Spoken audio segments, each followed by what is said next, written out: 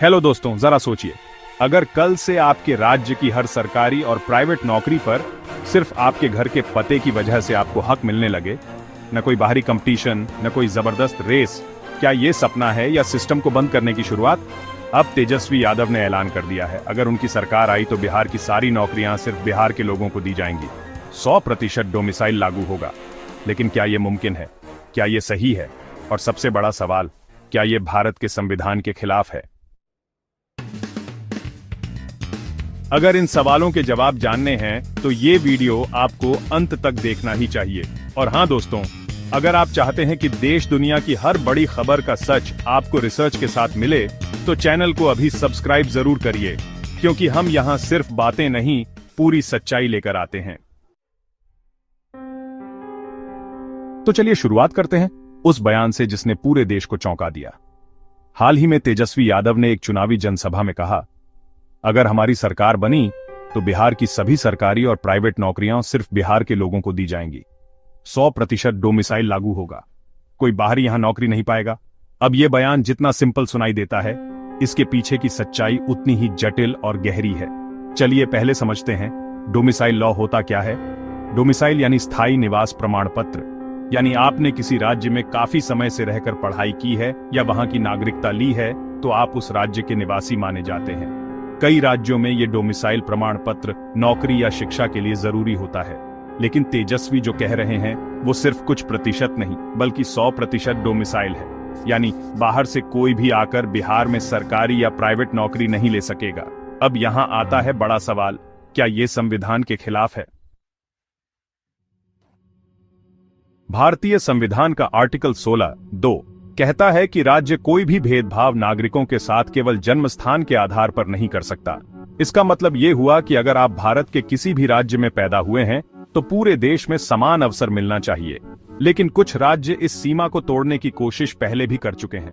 हरियाणा सरकार ने 2020 में कहा था कि प्राइवेट सेक्टर की 75% नौकरियां हरियाणा के युवाओं को दी जाएंगी। झारखंड और महाराष्ट्र ने भी क्षेत्रीय उम्मीदवारों को प्राथमिकता देने की बातें की थीं। और आंध्र प्रदेश ने भी 2019 में 75% लोकल रेजिडेंट्स को प्राइवेट नौकरियों में आरक्षण देने का कानून पास किया था।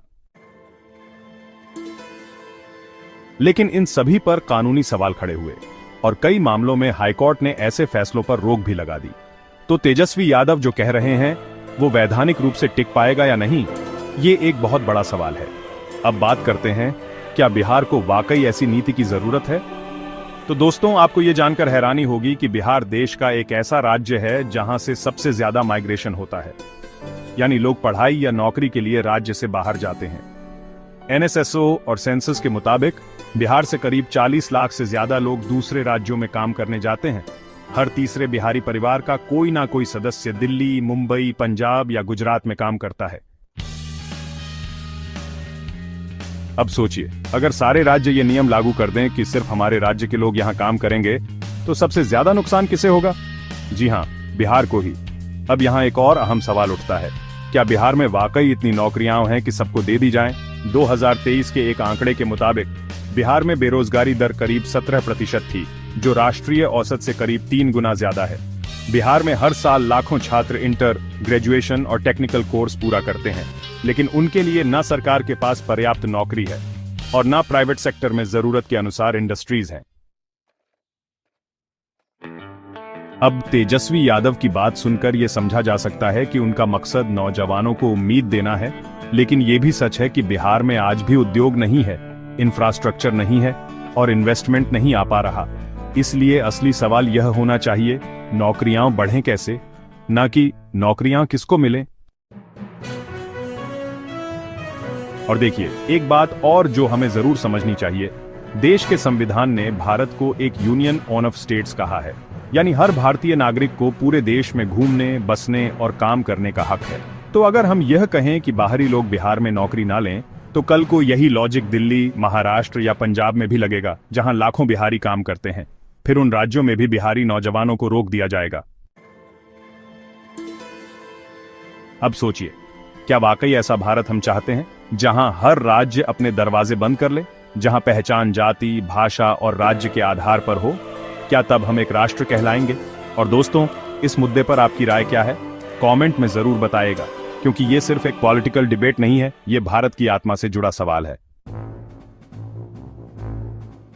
और अगर आप यहां तक पहुंच चुके हैं तो इसका मतलब है कि आप सोचते हैं, समझते हैं, इसलिए एक छोटा सा काम जरूर करिए।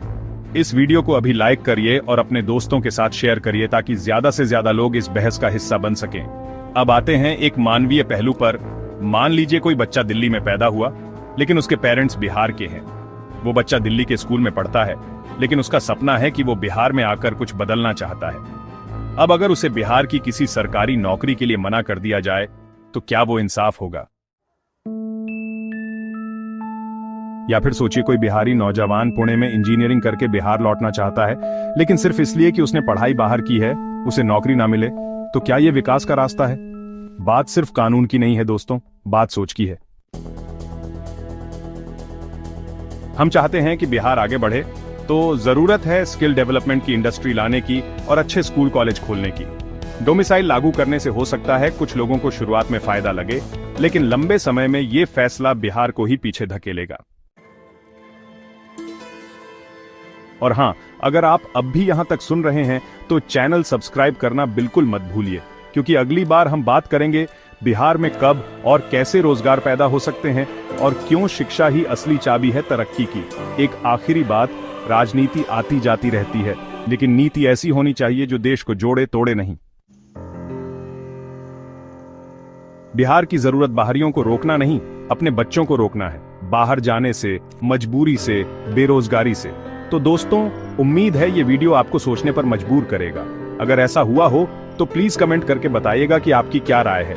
लाइक, शेयर और सब्सक्राइब जरूर करिए, क्योंकि जब तक हम मिलकर सवाल नहीं पूछेंगे, जवाब कोई नहीं देगा।